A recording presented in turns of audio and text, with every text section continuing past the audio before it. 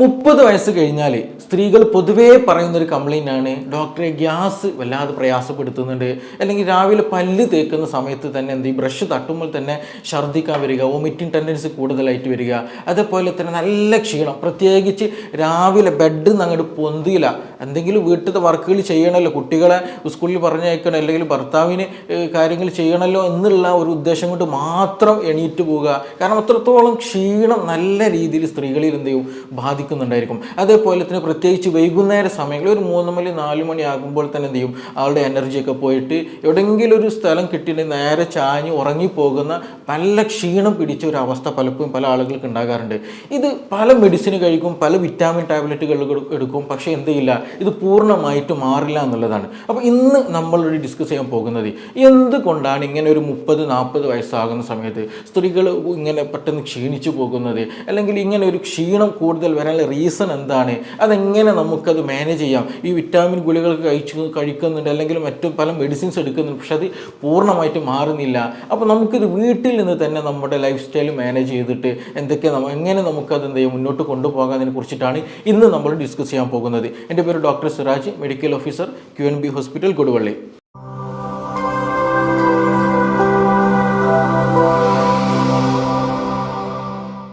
അപ്പോൾ ഈ പറയുന്ന ക്ഷീണം, അതായത് പ്രത്യേകിച്ച് രാവിലെ എന്ത് ചെയ്യില്ല, ബെഡ് നിങ്ങടി എണീറ്റ് വരാൻ തോന്നില്ല എന്നുള്ളതാണ്. നല്ല ക്ഷീണം ഉണ്ടായിരിക്കും. അത് മാത്രമല്ല കൈകാലുകളിൽ നല്ല വേദന ഉണ്ടായിരിക്കും. നമ്മൾ ഷോൾഡർ പെയിൻ വേദന, അതേപോലെ തന്നെ ഹീൽ പെയിൻ നല്ല വേദന, നമ്മുടെ ഉപ്പുറ്റിയിൽ വേദന നല്ലോണം വരിക, അതേപോലെ ബാക്കിൽ ഊരവേദന നന്നായിട്ട് വരും, ചില നാട്ടിൽ തണ്ടല വേദന എന്നൊക്കെ പറയും, ബാക്ക് പെയിൻ കൂടുതലായിട്ട് വരിക, അതേപോലെ തന്നെ നല്ല വോമിറ്റിംഗ് ടെൻഡൻസി വരിക, ഛർദ്ദിക്കാൻ വരിക, ചില സമയത്ത് നല്ല ക്ഷീണം, തല ചുറ്റുന്ന പോലെയൊക്കെ അവസ്ഥ വരിക. ഇതിൻ്റെയൊക്കെ ഒരു പ്രധാന റീസൺ എന്ന് പറയുന്നത് പലപ്പോഴും നമ്മൾ പല ടെസ്റ്റുകളൊക്കെ ചെയ്യും, പക്ഷേ മിക്കപ്പോഴും നമ്മൾ ഈ പറയുന്നതിൽ മെഡിസിൻ ഒക്കെ കഴിച്ചാൽ മാറുകയൊക്കെ ചെയ്യും, പക്ഷേ ഇത് വീണ്ടും റിക്കറൻ്റ് ആയിട്ട് വരാനൊരു പ്രധാന റീസൺ എന്ന് പറയുന്നത് സ്ത്രീകളിൽ ഉണ്ടാകുന്ന യൂറിനറി ട്രാക്ട് ഇൻഫെക്ഷനാണ്. ഞാനിത് പറയും, ഇത് എനിക്കറിയാമല്ലോ, ഇത് ഇങ്ങനെ തന്നെയാണല്ലോ, ഇത് വലിയ സംഭവമൊന്നും ഇല്ല എന്ന് നിങ്ങൾക്ക് തോന്നുന്നുണ്ടായിരിക്കും. പക്ഷേ മിക്ക ആളുകളും ഇത് അവഗണിക്കുമ്പോൾ ഇത് ലാസ്റ്റ് സ്റ്റേജിലേക്ക് എത്തിക്കഴിഞ്ഞിട്ടുണ്ടെങ്കിൽ നല്ല സിവിയർ ആയിട്ടുള്ള ഇൻഫെക്ഷനിലേക്ക് എത്തും, ഇമ്മ്യൂണിറ്റി നല്ല രീതിയിൽ വീക്കായി പോകും, മറ്റു പല ബുദ്ധിമുട്ടുകളിലേക്ക് നമ്മൾ നയിക്കും എന്നുള്ളതാണ്. പലരും ഇതെന്തെയില്ല, മൈൻഡാക്കില്ല, അല്ലെങ്കിൽ ഡോക്ടർ എനിക്കത് ഇടയ്ക്കിടയ്ക്ക് വന്നു പോകുന്ന സംഗതിയാണ്, അല്ലെങ്കിൽ എനിക്കത് പ്രശ്നമില്ല, വെള്ളം കുടിച്ചാൽ മാറുന്ന സംഗതിയാണ്, അങ്ങനെ ഒരു നെഗ്ലക്റ്റിംഗ് ടെൻഡൻസി പലപ്പോഴും കാണാറുണ്ട് എന്നുള്ളതാണ്. പക്ഷേ നമ്മൾ ഇതിൽ നിന്ന് മനസ്സിലാക്കേണ്ടത് UTI എന്ന് പറയുന്നത് നമ്മുടെ ശരീരത്തിൽ അഡിക്കേറ്റഡ് ആയിട്ട് എപ്പോഴും ഇൻഫെക്ഷൻ വരുന്നുണ്ടെങ്കിൽ അതിനർത്ഥം നമ്മുടെ ഇമ്മ്യൂണിറ്റി കുറവാണ്. നമുക്ക് പെട്ടെന്ന് എന്തെങ്കിലും ഇൻഫെക്ഷനൊക്കെ വന്നു കഴിഞ്ഞാൽ പെട്ടെന്ന് ബാധിക്കാനുള്ള സാധ്യത വളരെ കൂടുതലാണ് എന്നുള്ളത് കൂടെ നമ്മൾ നിർബന്ധമായിട്ട് മനസ്സിലാക്കണം. നമ്മുടെ ഇമ്മ്യൂണിറ്റി കൂട്ടാൻ, അല്ലെങ്കിൽ രോഗപ്രതിരോധ ശേഷി കൂട്ടുന്നതിന് വേണ്ടിയിട്ടുള്ള കാര്യങ്ങൾ നിർബന്ധമായിട്ട് ചെയ്യണം എന്നുള്ളതാണ്. അപ്പോൾ ഈ പറഞ്ഞ UTI ഉള്ള ആളുകൾക്ക്, ചില ആളുകൾക്ക് നല്ല തലവേദന വരും, നല്ല ഛർദ്ദിക്കാൻ വരും, അതേപോലെ തന്നെ ഇനി പനിയായിട്ട് പ്രത്യേകിച്ച് കൂടുതലുണ്ടാവില്ല, അത് നമ്മൾ പ്രത്യേകം ശ്രദ്ധിക്കേണ്ട. എക്സ്റ്റേണലി അല്ലെങ്കിൽ പുറമെ നമുക്ക് തൊട്ട് നോക്കുമ്പോൾ ചൂടോ അങ്ങനെയൊന്നും ഉണ്ടാവില്ല, ആളെ കാണുന്ന സമയത്ത് നല്ലൊരു ക്ഷീണം തോന്നും, എവിടെയെങ്കിലൊക്കെ എപ്പോഴും കൂടുതൽ ഇങ്ങനെ ചുരുണ്ട് കൂടി കിടക്കാൻ തോന്നും എന്നൊക്കെ തോന്നും. പക്ഷേ രാത്രി സമയത്ത് ഇങ്ങനെയുള്ള ആളുകൾക്ക് എന്ത് ചെയ്യും, ഫാൻ കിട്ടണമെങ്കിൽ നല്ല കുളിര് ഫീൽ ചെയ്യും എന്നുള്ളതാണ്. ഫാൻ കിട്ടണമെങ്കിൽ പെട്ടെന്ന് എന്ത് ചെയ്യും മൂടിപ്പോയിച്ച് കിടക്കാൻ തോന്നുക, അല്ലെങ്കിൽ ഫാൻ ഇടുമ്പോൾ തന്നെ എന്ത് ചെയ്യും പെട്ടെന്ന് ഓഫാക്കണം എന്നുള്ളൊരു ടെൻഡൻസി ആ ആളുകൾക്ക് ഉണ്ടാകും എന്നുള്ളതാണ്. എസ്പെഷ്യലി രാത്രി സമയത്ത് ഫീവറുള്ള ആളുകൾക്ക്, ഇൻറ്റേർണൽ ഫീവറുള്ള ആളുകൾക്ക് ഇങ്ങനെ ഒരു ടെൻഡൻസി കൂടെ ഉണ്ടാകും എന്നുള്ളതാണ്. അപ്പോൾ UTI ഉണ്ടാകുന്ന യൂറിനറി ട്രാക്ട് ഇൻഫെക്ഷൻ ഉള്ള ആളുകൾക്ക് എന്ത് ചെയ്യും, രാത്രി സമയത്ത് ഫാൻ കിടന്ന സമയത്ത് നല്ല കുളിര് പോലെ പെട്ടെന്ന് എന്ത് ചെയ്യും തണുക്കുന്ന പോലൊക്കെ ഫീൽ ചെയ്യും. അതേപോലെ ചില ആളുകൾക്ക് എന്ത് സംഭവിക്കാറുണ്ട്, വായ കഴിക്കുന്ന ഒരു കയ്പ്പ് രസം, ഒരു രുചി കിട്ടാറുണ്ട് എന്നുള്ളതാണ്. അപ്പോൾ നമ്മൾ മനസ്സിലാക്കേണ്ടത് എന്തോ ഒരു പ്രശ്നമുണ്ട്, സംതിങ് ഫിഷി, എന്തോ ഒരു പ്രശ്നം ഉണ്ട് എന്നുള്ളത് എന്ത് ചെയ്യണം, നമ്മൾ തീർച്ചയായിട്ടും മനസ്സിലാക്കണം എന്നുള്ളതാണ്. അപ്പോൾ അതിന് ഈ പറഞ്ഞ പോലെ കുളിര് വരാം, ചില ആളുകൾക്ക് വായിൽ കയ്പ്പ് വരാം, ചില ആളുകൾ നല്ല രീതിയിൽ ബാക്ക് പെയിൻ വരും എന്നുള്ളതാണ്, ഊരവേദന വരിക എന്നുള്ളത്. അപ്പോൾ ചിലപ്പോൾ എന്തെങ്കിലും നമ്മളത് തെറ്റിദ്ധരിച്ചിട്ട് എന്തെങ്കിലും ഡിസ്കിന് പ്രശ്നമായിട്ട് ചില ആളുകൾ തെറ്റിദ്ധരിക്കാറുണ്ട്, അതല്ലെങ്കിൽ കോൺസ്റ്റിപ്പേഷൻ റിലേറ്റഡ് ആയിട്ട് എന്തെങ്കിലും പ്രശ്നമായാലും തെറ്റിദ്ധരിക്കാറുണ്ട്. ഇനി അതല്ല വേറെ എന്തെങ്കിലും വീണത് പ്രകാരം അല്ലെങ്കിൽ ഇനി ഒന്നുമല്ല എന്നുണ്ടെങ്കിൽ പീരീഡ്സ് സംബന്ധമായിട്ടുള്ള പ്രശ്നങ്ങളായിരിക്കും എന്നുള്ള രീതിയിൽ അതെന്ത് ചെയ്യും പരിഗണിക്കാതെ മാറ്റിവെക്കുന്ന പല ആളുകളും ഉണ്ട് എന്നുള്ളതാണ്. പക്ഷേ മിക്ക ആളുകൾക്കും ഒരു 60-70% ആളുകൾ വരുമ്പോൾ അവർക്ക് UTI കേസുകളിൽ പൊതുവെ എന്തുണ്ടാകാറുണ്ട്, ഈ പറയുന്ന ബാക്ക് പെയിൻ ഉണ്ടാകാറുണ്ട് എന്നുള്ളതാണ്. അപ്പോൾ നല്ല വെള്ളം കുടിക്കുന്ന സമയത്ത് എന്ത് ചെയ്യും, ഈ വേദന മാറും എന്നുള്ളതാണ് ഇതിൻ്റെ മറ്റൊരു പ്രത്യേകത എന്നുള്ളത്. അപ്പോൾ ഈ പറഞ്ഞതുപോലെ ചില ആളുകൾക്ക് എന്ത് ചെയ്യും, ഈ പറഞ്ഞതുപോലെ ബാക്ക് പെയിൻ ഉണ്ടായിരിക്കും. ഇനി മറ്റു ചില ആളുകൾക്ക് എന്ത് ചെയ്യും, ശരീരം മുഴുക്കെ വേദന ഉണ്ടായിരിക്കും, നല്ല ക്ഷീണം ഉണ്ടായിരിക്കും, കൂടുതൽ നടന്നാൽ വേദന, മസിൽ നല്ലോണം രീതി കോച്ചി പിടിക്കുക, അതുപോലെ തന്നെ ഒരു ഭാഗത്ത് നിന്ന് ഇരുന്ന് എണീക്കുമ്പോൾ പൊന്തി കിട്ടില്ല, കൈകാലുകൾക്ക് വേദന വരിക, കഴുത്ത് വേദന വരിക, കൈക്കൊക്കെ തരിപ്പ് അനുഭവപ്പെടുക, ഇങ്ങനെയൊക്കെയുള്ള പല അവസ്ഥകൾ, അങ്ങനെ ബോഡി മുഴുവനായിട്ട് കൈകാലുകൾക്കിടയിൽ എന്ത് ചെയ്യുക, ഈ ഒരു പെയിൻഫുൾ ആയിട്ടുള്ള ഒരു കണ്ടീഷൻ വരിക, നല്ല ക്ഷീണം അല്ലെങ്കിൽ കോച്ചിപ്പിടുത്തം, ഇങ്ങനെയൊക്കെയുള്ള അസ്വസ്ഥതകൾ ഉണ്ടാകുക എന്നുള്ളതാണ് ഈ ഒരു മറ്റൊരു അടയാളമായിട്ട് നമുക്ക് പറയാനുള്ളത് എന്നുള്ളത്. അപ്പോൾ ഇത് എന്തുകൊണ്ട് ഈ സ്ത്രീകളിൽ കൂടുതലായിട്ട് വരുമെന്ന് ചോദിച്ചിട്ടുണ്ടെങ്കിൽ അതിന് ഒരുപാട് കാരണങ്ങളുണ്ട്. നമ്മളിപ്പോൾ എന്തൊക്കെ പ്രശ്നങ്ങളെന്ന് പറഞ്ഞല്ലോ. അപ്പോൾ ഇത് സ്ത്രീകളിൽ ഒരു 30 വയസ്സ് കഴിഞ്ഞാൽ ഇത് പൊതുവായിട്ട് ഇന്ന് കംപ്ലൈൻറ്റുകൾ വരുന്ന സംഗതികളാണ് ഇതൊക്കെ. അപ്പോൾ ഇത് വരാനുള്ളൊരു പ്രധാന റീസൺ എന്ന് പറഞ്ഞിട്ടുണ്ടെങ്കിൽ ഒന്ന് ഹൈജീനിക് ആയിരിക്കുക എന്നുള്ളത് വളരെ ഇമ്പോർട്ടൻ്റ് ആയ കാര്യം. പലപ്പോഴും പല സ്ത്രീകളും ഇന്ന് ഹൈജീനിക് ആകുന്നില്ല എന്നുള്ളത് വളരെ ഇമ്പോർട്ടൻ്റ് ആയിട്ടുള്ള കാര്യം തന്നെയാണ്. അപ്പോൾ ഡോക്ടർ ഇത് 21ാം നൂറ്റാണ്ടായല്ലോ, എല്ലാവർക്കും ഇതിനെക്കുറിച്ച് അറിയുന്നതാണല്ലോ, ഇങ്ങനെയൊക്കെ തെറ്റിദ്ധരിക്കുന്നവരുണ്ട്. പക്ഷേ നമ്മൾ ചില ആളുകൾ എന്ത് ചെയ്യും, നമ്മൾ ആ ഒരു പ്രൈവറ്റ് പാർട്ടുകളിൽ ശരിയായ രീതിയിൽ എന്തെങ്കിലും വാഷ് ചെയ്യില്ല. ഇനി അത് വാഷ് ചെയ്താൽ തന്നെ ശരിയായതിൽ ഡ്രൈനെസ് അല്ലെങ്കിൽ അവിടെ ഉണക്കാതെ ഒരു നനവ് എപ്പോഴും ഫീൽ ചെയ്ത് വെക്കുന്നുണ്ടെങ്കിൽ എന്ത് ചെയ്യും, അത് പെട്ടെന്ന് എന്ത് ചെയ്യും, ഇൻഫെക്ഷൻ ഉണ്ടാക്കാനുള്ള സാധ്യത വളരെ കൂടുതലായിട്ട് സാധ്യതകൾ ഉണ്ടാക്കുന്നുണ്ട് എന്നുള്ളതാണ്. അതായത് ആ ഒരു ഭാഗത്ത് വെള്ളം നനവ് ശരിയായ രീതിയിൽ പോകുന്നില്ല. നമ്മൾ ടോയ്ലറ്റിലൊക്കെ പോയിട്ട് വാഷ് ചെയ്ത് വരുന്ന സമയത്ത് നല്ല ഡ്രൈ ആക്കിയിട്ടുള്ള ഒരു കണ്ടീഷൻ ആക്കി എടുക്കണം. ഇല്ല എന്നുണ്ടെങ്കിൽ എന്ത് സംഭവിക്കും, അവിടെ ആ ഒരു നനവും അവിടെ ഉണ്ടാകുന്ന ഒരു ഹീറ്റെല്ലാം കൂടി കഴിഞ്ഞിട്ട് അവിടെ പെട്ടെന്നുള്ള ഇൻഫെക്ഷനുള്ള സാധ്യത വളരെ വളരെ കൂടുതലാണ് എന്നുള്ളതാണ്. അപ്പോൾ എന്താ ചെയ്യുക, ഹൈജീനിക് ഇമ്പോർട്ടൻ്റ്. അതേപോലെ തന്നെ ഒരു ദിവസം ഇങ്ങനെ എസ്പെഷ്യലി ഇങ്ങനെ ഇടയ്ക്കിടയ്ക്ക് ഇങ്ങനെ ഇൻഫെക്ഷനൊക്കെ വരുന്ന സമയത്ത് UTI ഉള്ള ആളുകൾ ശ്രദ്ധിക്കേണ്ടതാണ് എന്ത്, ഒരു ദിവസം എന്ത് ചെയ്യുക, ഒന്നിലധികം 2-3 ഇന്നർ വെയർ എന്ത് ചെയ്യണം, മാറി ഉപയോഗിക്കാൻ പ്രത്യേകം ശ്രദ്ധിക്കുക. നല്ല വൃത്തിയുള്ള ഇന്നർ വെയർ മാറ്റിയിടാൻ പ്രത്യേകം ശ്രദ്ധിക്കുക എന്നുള്ളതാണ്. ഒരു ഇന്നർ രാവിലെ ഇട്ടിട്ട് പിറ്റേ ദിവസം ഇടുന്ന വരെ 24 മണിക്കൂർ നമ്മൾ ഉപയോഗിക്കുന്ന സമയത്ത് ആ ഒരു ഭാഗത്ത് എന്ത് ചെയ്യും, ആ ഒരു കോട്ടണിലും പ്രത്യേകിച്ച് ഈ പറഞ്ഞ പോലെ അവിടെ ഒരു ഹീറ്റ് അക്യുമുലേഷൻ ഉണ്ടായിരിക്കും. പ്രത്യേകിച്ച് വിയർപ്പൊക്കെ ഉള്ള ആളുകളാണെന്ന് പെട്ടെന്ന് നനവൊക്കെ വന്നിട്ട് എന്ത് ചെയ്യും, പെട്ടെന്ന് ഇൻഫെക്ഷനുള്ള സാധ്യത വളരെ കൂട്ടും എന്നുള്ളതാണ്. അപ്പോൾ അത് നിർബന്ധമായിട്ട് ശ്രദ്ധിക്കണം എന്നുള്ളതാണ്. അപ്പോൾ ഹൈജീനിക് വളരെ ഇമ്പോർട്ടൻ്റ് ആണ്. പ്രത്യേകിച്ച് ചെറിയ കുട്ടികൾ നമ്മൾ കേസുകൾ എടുക്കുകയാണെന്നുണ്ടെങ്കിൽ, പെൺകുട്ടികളുടെ കേസുകൾ എടുക്കുകയാണെന്നുണ്ടെങ്കിൽ അവരും എന്ത് ചെയ്യും, സ്കൂളിലൊക്കെ പോകുന്ന സമയത്ത് അല്ലെങ്കിൽ കോളേജിലൊക്കെ പോകുന്ന സമയത്ത് അവരും ഇത് പലപ്പോഴും ഹൈജീനിക്കിൽ വലിയ രീതിയിൽ കോൺസെൻട്രേഷൻ കൊടുക്കാറില്ല എന്നുള്ളതാണ്. അപ്പോൾ അങ്ങനെ വന്നു കഴിഞ്ഞാൽ അങ്ങനെയുള്ള ആളുകൾക്ക് ഈ പറഞ്ഞതുപോലെ UTI-നുള്ള സാധ്യത, മൂത്രത്തിൽ ഇൻഫെക്ഷനുള്ള സാധ്യത വളരെ കൂടുതലാണെന്നുള്ളത് നമ്മൾ മനസ്സിലാക്കണം. രണ്ടാമത് വലിയൊരു ഫാക്ടർ ഞാൻ നേരത്തെ പറഞ്ഞു, 30 വയസ്സിന് ശേഷം ഇതിങ്ങനെ കൂടാനുള്ള പ്രധാന കാരണം എന്ന് വെച്ചിട്ടുണ്ടെങ്കിൽ ഡയബറ്റിക് ആണ്, ഷുഗർ വരുന്നു എന്നുള്ളതാണ് മിക്ക ആളുകളുടെയും പ്രയാസം എന്നുള്ളത്. കാരണം നമ്മുടെ ഷുഗർ നമ്മുടെ ശരീരത്തെ ബാധിച്ചു കഴിഞ്ഞാൽ നമ്മുടെ ഇമ്മ്യൂണിറ്റിയെ തന്നെ നല്ല രീതിയിൽ ബാധിക്കും. അത് നമ്മൾ ടോട്ടൽ ബോഡി മെറ്റബോളിസം പക്ക എന്ത് ചെയ്യും, നല്ല മാറ്റങ്ങൾ വരും, ചിലത് കൂടും, ചിലത് ഡൗൺ ആയി പോയും. അങ്ങനെ ഇമ്മ്യൂണിറ്റി ടോട്ടൽ എന്ത് ചെയ്യും, ആ സമയത്ത് ഡൗൺ ആകുകയും ഇൻഫ്ലമേഷൻസ് അമിതമായിട്ട് ശരീരത്തിൽ വന്നുകൊണ്ടിരിക്കും എന്നുള്ളതാണ്. അതുകൊണ്ട് തന്നെ ഷുഗറുള്ള ആളുകൾക്ക് എന്ത് ചെയ്യും, നമുക്ക് തന്നെ അറിയാം, നമ്മുടെ വീട്ടിൽ അല്ലെങ്കിൽ നമ്മുടെ പരിചയത്തിലുള്ള ആളുകൾ ഉണ്ടായിരിക്കും. എന്താണ് ഈ ഷുഗർ വന്നു കഴിഞ്ഞാൽ എന്ത് ചെയ്യും, പെട്ടെന്ന് അസുഖങ്ങൾ വരും. ഒന്ന് മാറി അടുത്ത് മാറി അടുത്തത്, ഇങ്ങനെ റിപ്പീറ്റഡ്ലി എന്ത് ചെയ്യും, അസുഖങ്ങൾ വരും എന്നുള്ളതാണ്. അപ്പോൾ അതൊരു കാരണമാണ്. രണ്ടാമത്തത്, ഷുഗർ വന്നു കഴിഞ്ഞാൽ നമ്മൾ പൊതുവെ എന്ത് ചെയ്യും, നമുക്കറിയാം മൂത്രം കൂടുതലായിട്ട് നമ്മൾ ഒഴിക്കും എന്നുള്ളതാണ്. മൂത്രം രാത്രി സമയത്ത് പലപ്പോഴും പല ആളുകൾക്ക് ഉറക്കം പോലും നഷ്ടപ്പെടും. എന്ത് ഷുഗർ ഉണ്ടെങ്കിൽ മൂത്രം കൂടുതലായിട്ട് ഒഴിച്ചിട്ട് എന്ത് ചെയ്യും, ഉറക്കം നഷ്ടപ്പെടും. അപ്പോൾ പല ആളുകൾ എന്ത് ചെയ്യും, നമ്മൾ വിരുന്നിന് പോകുന്ന സമയത്ത്, പുറത്ത് പോകുന്ന സമയത്ത്, അല്ലെങ്കിൽ ഉറങ്ങാൻ പോകുന്ന സമയത്തൊക്കെ മനസ്സിലാക്കിയിട്ട് എന്ത് ചെയ്യും, വെള്ളം കൂടി നല്ല രീതിയിൽ കട്ട് ചെയ്യും എന്നുള്ളതാണ്. ശരീരത്തിന് വേണ്ട വെള്ളം ശരിയായ രീതിയിൽ കുടിക്കാതിരിക്കുമ്പോൾ സ്വാഭാവികമായിട്ടും എന്ത് സംഭവിക്കും, ഈ പറഞ്ഞതുപോലെ മൂത്രത്തിൽ ഇൻഫെക്ഷൻ വരുന്നതാണ്. അപ്പോൾ ഷുഗർ കാരണമായിട്ട് 2 രീതിയിൽ ഇത് ബാധിക്കുന്നുണ്ട്. ഒന്ന്, നമ്മുടെ ഇമ്മ്യൂണിറ്റി ഡൗൺ ആയി കഴിയുമ്പോൾ പെട്ടെന്ന് ഇൻഫെക്ഷൻ ബാധിക്കും. 2, ഷുഗർ കൂടിക്കഴിഞ്ഞാൽ സ്വാഭാവികമായിട്ടും മിക്ക ആളുകൾ വെള്ളം കൂടി കുറക്കും. അങ്ങനെ കുറച്ച് കഴിഞ്ഞാൽ ഈ പറഞ്ഞതുപോലെ UTI വരും എന്നുള്ളതാണ്.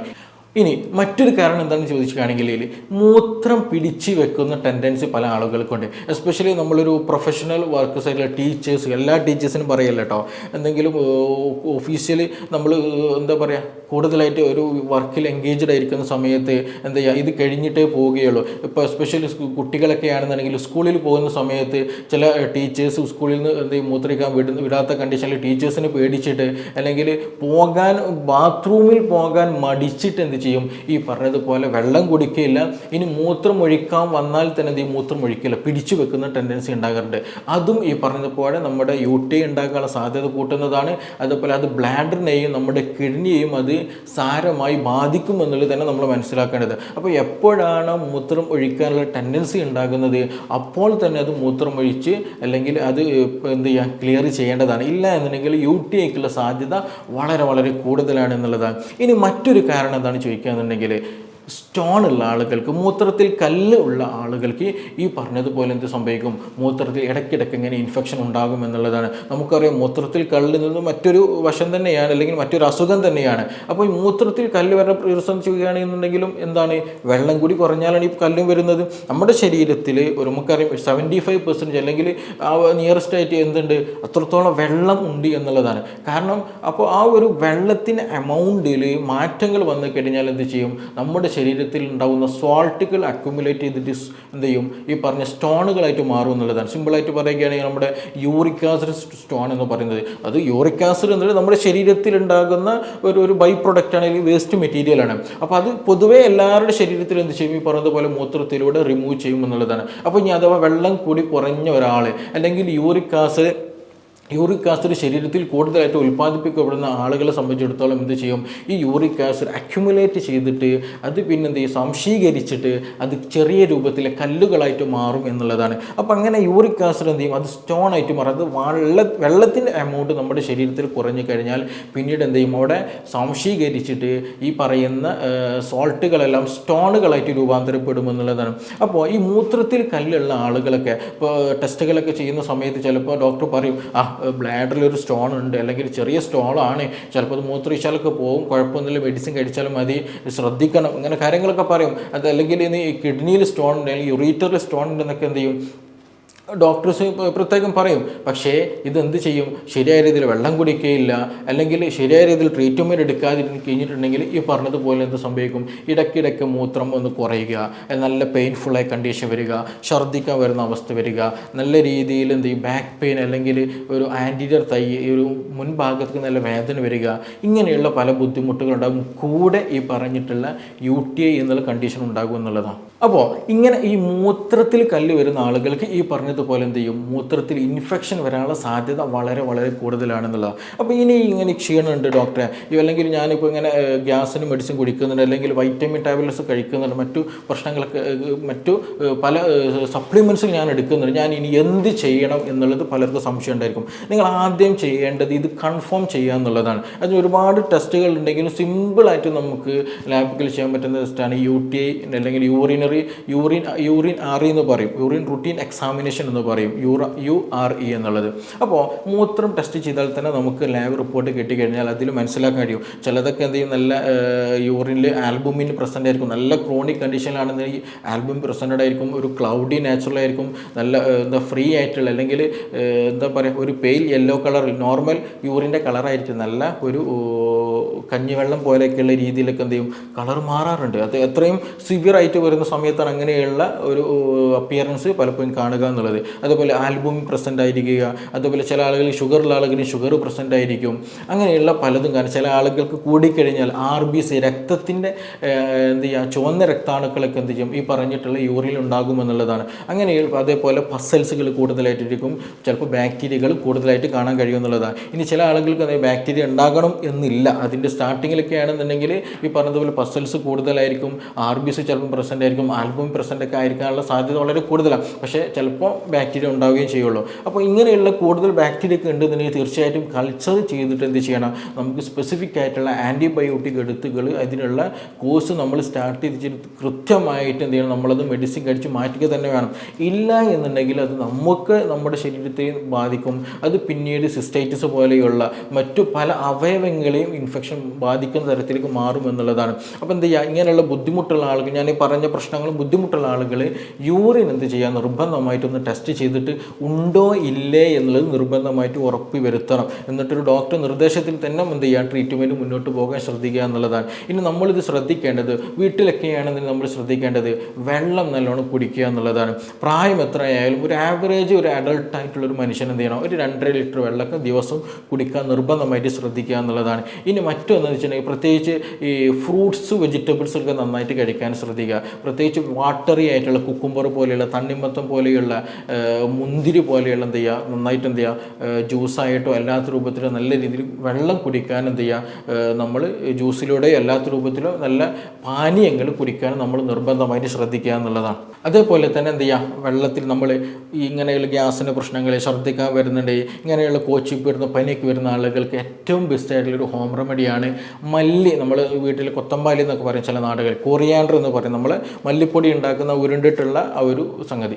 അതെന്ത് ചെയ്യുക, വെള്ളത്തിലിട്ട് നമ്മൾ ജീരകവെള്ളം ഉണ്ടാക്കുന്ന പോലെ എന്ത് ചെയ്യുക, മല്ലി തിളപ്പിച്ച് ആ വെള്ളം സ്ഥിരമായിട്ട് ഒരു 2 ലിറ്ററൊക്കെ നമ്മൾ ഭക്ഷണം കഴിച്ചു കഴിഞ്ഞാൽ അല്ലാതെ ദാഹിക്കുന്ന സമയത്തൊക്കെ എന്ത് ചെയ്യുക, ആ വെള്ളം നന്നായിട്ട് കുടിക്കുക. അതേപോലെ ജീരക വെള്ളം നന്നായിട്ട് കുടിക്കുക. അതേപോലെ നന്നാറിയുടെ വെള്ളം എന്ത് ചെയ്യുക, തിളപ്പിച്ചിട്ട് അത് നന്നായിട്ട് കുടിക്കാൻ ശ്രദ്ധിക്കുക. അതേപോലെ തന്നെ ഇളനീരിൻ്റെ വെള്ളമൊക്കെ എന്ത് ചെയ്യുക, നന്നായിട്ട് കുടിക്കാൻ ശ്രദ്ധിക്കുക. നമ്മളിതിൽ നിർബന്ധമായിട്ട് ഇത്രയും വെള്ളം അല്ലെങ്കിൽ ജ്യൂസ് വിഷയങ്ങൾ പറയാൻ കാരണം ഇതിൻ്റെ ഒരു ഓൾമോസ്റ്റ് വലിയൊരു ശതമാനം ഈ പറഞ്ഞിട്ടുള്ള വെള്ളം കുടിക്കാത്തത് പ്രകാരമായിട്ടുണ്ടാകുന്ന UTI ആയതുകൊണ്ടാണ്. അപ്പോൾ ഇങ്ങനെയുള്ള വാട്ടർ ഇൻടേക്ക് എന്ത് ചെയ്യണം, നമ്മൾ നിർബന്ധമായിട്ടും അഡിക്വേറ്റ് ആയിട്ട് എപ്പോഴും കഴിക്കാൻ ശ്രദ്ധിക്കുക. ഇനി ഷുഗർ ഉള്ള ആളുകളാണെന്നുണ്ടെങ്കിൽ നിർബന്ധമായിട്ടും ഷുഗറിന് വേണ്ട ട്രീറ്റ്മെൻറ്റ് എടുക്കണം. ഡോക്ടറെ കണ്ടിട്ട് നിർദ്ദേശം സ്വീകരിച്ചിട്ട് അത് ചെയ്യാൻ ശ്രദ്ധിക്കുക. ഇനി മറ്റൊന്ന് അൺഹൈജീനിക് ആണ്, അതായത് നിങ്ങളുടെ പ്രൈവറ്റ് പാർട്ടിൽ എന്തെങ്കിലും ഇച്ചിങ് വരുന്നുണ്ട്, അവിടെ ഫംഗൽ ഇൻഫെക്ഷൻ വരുന്നുണ്ട്. അതേപോലെ തന്നെ എസ്പെഷ്യലി ചില ആളുകൾ എന്ത് ചെയ്യും, ബ്ലേഡ് വെച്ചിട്ട് ക്ലീൻ ചെയ്യുന്ന സമയത്തൊക്കെ എന്ത് ചെയ്യും, പെട്ടെന്ന് ഇൻഫെക്റ്റഡ് ആയി വരും, അവിടെ സ്കിന്ന് ഡാർക്ക് കളറായിട്ട് വരിക. അതേപോലെ ഇവിടെ എന്തെങ്കിലും ഫ്ലൂയിഡ് എന്തെങ്കിലും എപ്പോഴും ഇങ്ങനെ ഒരു ഇൻഫെക്റ്റഡ് ആയിട്ടുള്ള ഒരു ഫ്ലൂയിഡ് വരുന്നുണ്ടെന്നെങ്കിലൊക്കെ അതൊക്കെ നിർബന്ധമായിട്ടും അൺഹൈജീനിക് ആയി വരുമ്പോൾ സമയത്താണ് സംഭവിക്കാറുള്ളത്. അപ്പോൾ എപ്പോഴും നല്ല ക്ലീൻ ആയിട്ട് ഒരു എപ്പോഴും ഒരു ഹെൽത്തി ആയിട്ട് അത് കൊണ്ടു നടക്കാൻ നമ്മൾ നിർബന്ധമായിട്ട് ശ്രദ്ധിക്കണം. ഈ കാര്യങ്ങളൊക്കെ ശ്രദ്ധിച്ചാൽ തന്നെ എന്ത് ചെയ്യും, പൂർണ്ണമായിട്ട് ഈ പറയുന്ന പ്രശ്നങ്ങൾ മാറ്റിയെടുക്കാൻ കഴിയും. അപ്പോൾ നിങ്ങൾ എന്ത് ചെയ്യുക, നിങ്ങൾക്ക് ഇങ്ങനെ പ്രശ്നങ്ങളൊക്കെ ഉണ്ടെന്നുണ്ടെങ്കിൽ ഈ പറഞ്ഞ മെത്തേഡിലൂടെ നിങ്ങൾ ടെസ്റ്റുകളൊക്കെ നടത്തിയിട്ട് ഒരു ഡോക്ടറെ കണ്ടിട്ട് നിർദ്ദേശം സ്വീകരിച്ചിട്ട് മാത്രം മുന്നോട്ട് പോകുക. അല്ലാതെ നിങ്ങൾ ഒരുപാട് കാലം ഗ്യാസിന് മരുന്ന് കുടിച്ചിട്ടോ അല്ലെങ്കിൽ കുറേ കാലം വൈറ്റമിൻസിനോ അല്ലെങ്കിൽ സപ്ലിമെൻറ്റ്സ് കഴിച്ചത് കൊണ്ട് ഇത് പൂർണ്ണമായിട്ട് മാറിക്കിട്ടില്ല. ഇതിൻ്റെ സോഴ്സ് എവിടെയാണോ ഇതിൻ്റെ കാരണം എന്നുള്ളത് ഫൈൻഡ് ഔട്ട് ചെയ്തിട്ട് നിർബന്ധമായിട്ടും ആ കാരണത്തെ നമ്മൾ ട്രീറ്റ് ചെയ്യണം. ഇല്ല എന്നുണ്ടെങ്കിൽ അത് മറ്റു പല ഇൻഫെക്ഷനിലേക്കും മറ്റു പല സിസ്റ്റൈറ്റിസ് പോലെയുള്ള കണ്ടീഷനിലൊക്കെ എന്ത് ക്രോണിക് ആകുന്ന കണ്ടീഷനിലേക്ക് അത് നമ്മൾ നയിക്കും എന്നുള്ളതാണ്. അപ്പോൾ ഇതുമായി ബന്ധപ്പെട്ട് എന്തെങ്കിലുമൊക്കെ സംശയങ്ങളുണ്ട്, കൂടുതൽ അറിയണം താല്പര്യം ഉണ്ടെങ്കിൽ താഴെ തന്നിട്ടുള്ള നമ്പറിൽ ബന്ധപ്പെടാവുന്നതാണ്. നമുക്ക് മറ്റൊരു വിഷയവുമായി ബന്ധപ്പെട്ടിട്ട് വീണ്ടും കാണാം. താങ്ക്